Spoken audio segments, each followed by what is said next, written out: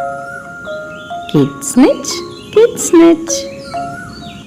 एक समय की बात है, एक गांव में एक व्यापारी रहता था।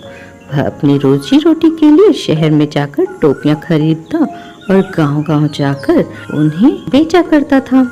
वह रोज सुबह एक बड़ी सी टोकरी में टोपियां लेकर निकलता था। उन्हें बेचकर वह शाम तक अपने घर वापस आ जाता था। एक सुबह वह अपनी टोकरी में रंग बिरंगी टोपियां लेकर निकला। एक गांव में टोपियां बेचने के बाद वह दूसरे गांव की ओर जा रहा था। चलते चलते वह बहुत थक गया था। उस रास्ते से गुजरते समय एक जंगल भी पड़ता था। जंगल में उसे एक घना पेड़ दिखाई दिया। उसने सोचा, क्यों न पेड़ के नीचे बैठकर आराम कर लिया जाए। व्यापारी बहुत थका हुआ था। उसने टोपियों से भरी टोकरी को नीचे रख दिया और विश्राम करने लगा। विश्राम करते करते उसे गहरी नींद लग गई।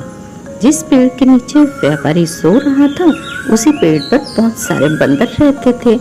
व्यापारी के सोते ही बंदरों ने उसकी टोकरी से रंग बिरंगी टोपियों को लेकर खेलना शुरू कर दिया। बंदरों की उछल कूद से व्यापारी की नींद खुल गई। नींद खुलते ही व्यापारी के होश उड़ गए। उसकी टोकरी से सारी टोपियां गायब हो चुकी थी। सभी बंदर हाथ में टोपी लिए हुए व्यापारी की ओर देख रहे थे। व्यापारी ने ऊपर बंदरों की ओर देखा तो उसे सब समझ में आ गया। व्यापारी परेशान हो गया। वह सोच में पड़ गया कि अब टोपियां न बेच पाने के कारण उसका कितना बड़ा नुकसान हो जाएगा। यही सब सोचते हुए वह अपना सिर खुजलाने लगा। उसे ऐसा करते देख बंदरों ने भी अपना सिर खुजलाना शुरू कर दिया। व्यापारी को यह देख गुस्सा आ गया। उसने बंदरों से कहा, मेरी सारी टोपियां मुझे वापस कर दो।